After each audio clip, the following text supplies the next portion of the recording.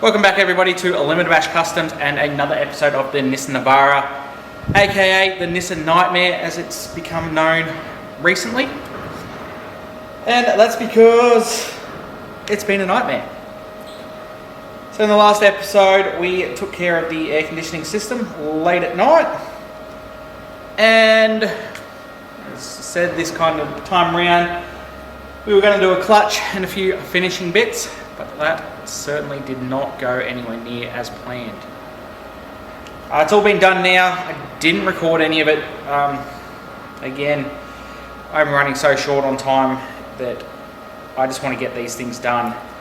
And those big jobs, it just takes so much longer doing a recording at the same time.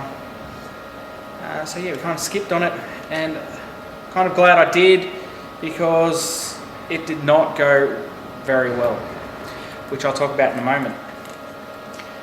So on top of having clutch issues, we also got back from taking for a test drive after that was all done and had a coolant leak. Just does not seem to end. Anyway, that turned out to be a pretty kind of simple fix. It was just a little rubber hose in the heater hose that goes to one of the pipes from the engine. Real pain spot to get to though. I had to pull off the belt and the alternator and a few other little bits, but job was done, and we've put new coolant in and taken it for a test drive again soon. Just fitting up the trailer plug at the moment, because that's another job on the list to get done. Alright, give me a second to finish off this. I'll put the other bit. And I'll give you a rundown of what happened when we tried to change the clutch.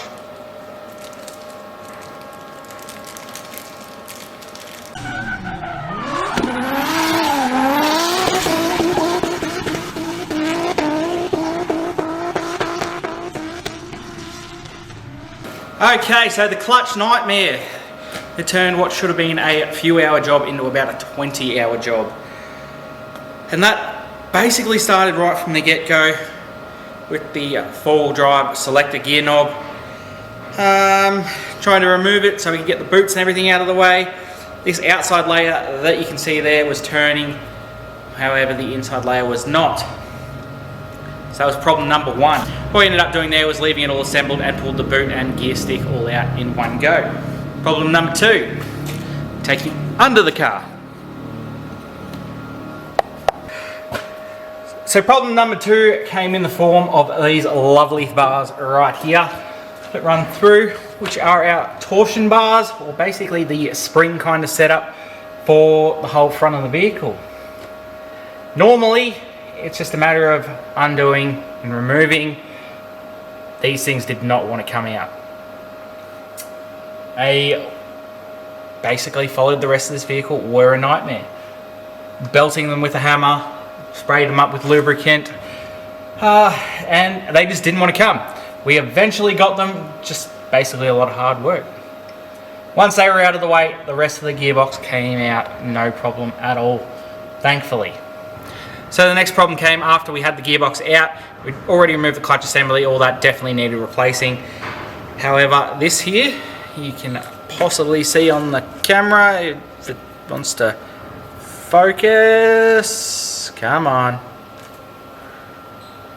That spring should be one piece, not two.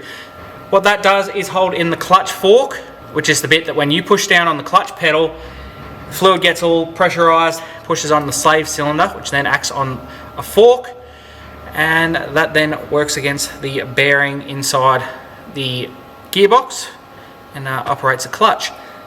These here little clips hold that fork in place. They've been broken for quite some time by the looks of it, and basically the only thing that was really holding it in was the pressure that was kind of sitting on the system, which meant, because this was broken, we had to get some new ones. That is a lot easier said than done. Normally, it would just be a matter of being like, oh crap, ordering some new ones, waiting for them to turn up and fitting them and being on your way. However, it's a weekend. I am hundreds of kilometers from any kind of real place that has, you know, second-hand ones or even new ones, and this thing needed to be moving for Monday. So that left me with a major problem. Luckily though, I had the other Navara that we've been using and raiding for parts. So the big process became of removing that gearbox and just basically getting these little, well, this one piece out of that gearbox. I did that. That gearbox coming out so easy. It was, if only this thing had actually worked like that. However, when I got it out, the spring looked the same to begin with, although when actually compared closely, it was around 5 to 7 mil longer. But that turned out not to be a problem, as even when it was installed in, it stuck out a bit further past the fork, but there was plenty of clearance all around and it clipped in place and is working beautifully. We then put the gearbox back in. That was a bit of a struggle trying to get everything to line up, especially considering I was pretty tired at that point. I think as it was going in, it was about 12 o'clock or something like that. And we'd been working at it for 16 hours at that point. That went in, we lubricated and refit the torsion bars, which went in much easier than they came out. Thank God for that.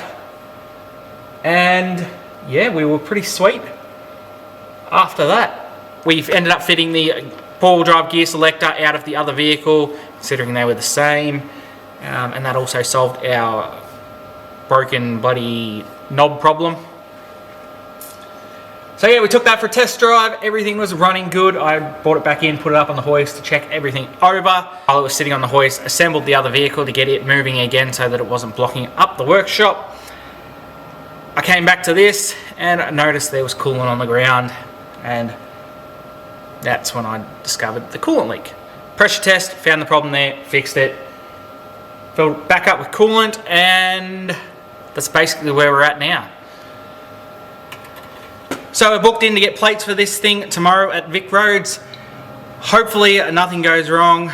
We're on about a 50-50 of getting down there after fixing cars and making it the whole way. But that's another story. Anyway, so yeah, we're in the final kind of part of it. We've got driving lights still to fit. We're going to do a reversing camera. And that's probably about where we'll call it. We'll give it a good clean up, change the rest of the oils, and this thing will be basically ready for its new life. What the hell? What is that?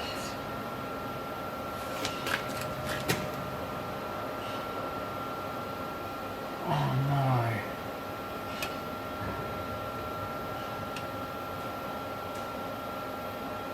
Where's that coming from?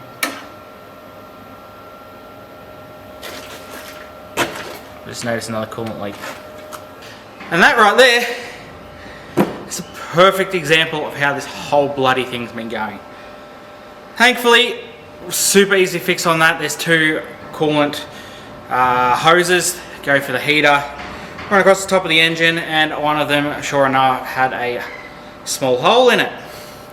That was leaking down on the rocker cover and kind of around the back of the head, and I thought the head might have been leaking, and that was really not going to make me very happy, but turned out not to be the case.